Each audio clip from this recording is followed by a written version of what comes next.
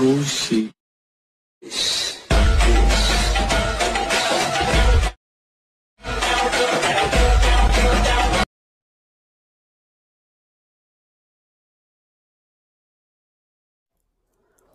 जय शिवराय मित्रांनो, स्वागत आहे आपल्या अजून एका इंटरेस्टिंग व्हिडिओमध्ये।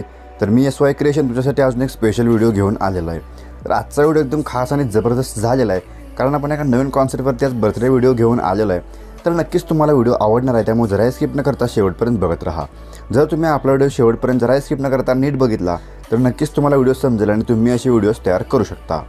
तर चॅनलवर नवीन असाल तर सबस्क्राईब करा आणि समोरील बेल आयकॉन ऑलवरती सेट करा, म्हणजे नवीन व्हिडिओज तुम्हाला मिळत राहतील।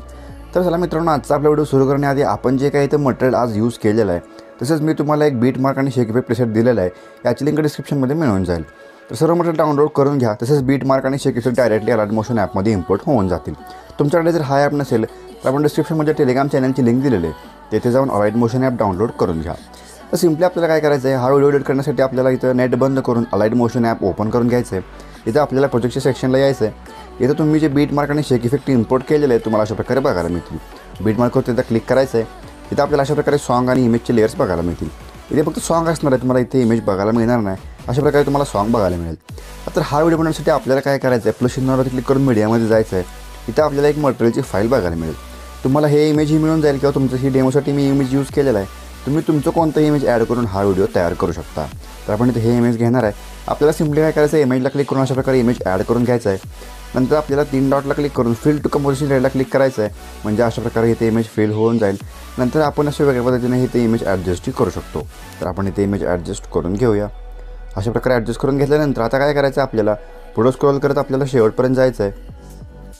अशा प्रकारे शेवटच्या बीटपर्यंत म्हणजेच 12.10 सेकंदाच्या बीटपर्यंत आल्यानंतर या ऑप्शनला क्लिक करून याची लेंथ आपली इथपर्यंत वाढून घ्यायचं आहे। आता ॲरोवरती क्लिक करून आपल्याला 5:23च्या बीटला यायचं आहे। इथे येऊन सिम्पली आपल्याला या ऑप्शनला क्लिक करायचं आहे आणि अशा प्रकारे इमेजचे 2 पार्ट करून घ्यायचे आहेत। इथं अशा प्रकारे इमेजचे 2 पार्ट होऊन जातील। आता काय करायचं आहे, तुम्ही बॅक निघायचं आहे। सिम्पली आपल्याला शेक इफेक्ट प्रीसेट ओपन करून घ्यायचं आहे। इथं आपल्याला अशा प्रकारे 2 इमेज लेयर्स आणि बाकीचे जे लेयर्स आहेत ते इथे बघायला मिळणार आहेत। आता आपल्याला काय करायचं, सगळ्यात पहिल्यांदा आपल्याला एक इमेज लेयर बघायला मिळेल, त्याला क्लिक करायचं। सिम्पली आपल्याला इफेक्ट्सला क्लिक करायचं आहे। तर 3 डॉटला क्लिक करून कॉपी इफेक्टवरती क्लिक करायचं आहे, म्हणजे इथून इफेक्ट कॉपी होऊन जातील। तर पुन्हा यातून बॅक निघून आपल्याला मेन प्रोजेक्टला इथं ओपन करून घ्यायचं आहे आणि आपलं जे काही पहिले इमेज आहे तर पहिल्या इमेजला सिम्पली आपल्याला पुन्हा इमेजला क्लिक करून इफेक्टवरती यायचं आहे आणि 3 डॉटवरती क्लिक करून पेस्ट इफेक्टला इथं क्लिक करायचं आहे, म्हणजे हा इफेक्ट इथे पेस्ट होऊन जाईल। सिम्पली पुन्हा इथं बॅक निघून आपल्याला शेक इफेक्ट ओपन करून घ्यायचं आहे। इथं आपल्याला 2 नंबरला एक लेअर इमेज लेअर बघायला मिळेल, त्याला क्लिक करून सिम्पली आपल्याला इफेक्टला क्लिक करून 3 डॉटला क्लिक करून पुन्हा इथं कॉपी इफेक्ट करून घ्यायचं आहे आणि सेम प्रोसेस करत पुन्हा बॅक निघून आपल्याला मेन प्रोजेक्टला ओपन करून घेतल्यानंतर आपले जे काही सेकंड इमेज आहे ते सेकंड इमेजला हा इफेक्ट सिम्पली अशा प्रकारे इथे पेस्ट करून घ्यायचं आहे। तर दोन्ही इफेक्ट पेस्ट होऊन जातील। तर सिम्पली तुम्ही बॅक निघून आपल्याला पुन्हा शेक इफेक्ट ओपन करून घ्यायचं आहे। तर आपले जे काही 2 वरचे इमेज लेयर्स आहेत ह्या सोडून आपल्याला ते 3 नंबरला एक खाली लेअर बघायला मिळेल। ही लेअर आहे ना, त्याच्यासमोर आपल्याला इथे लॉंग प्रेस करून घ्यायचं आहे, म्हणजे त्यावरती दाबून धरायचं आहे।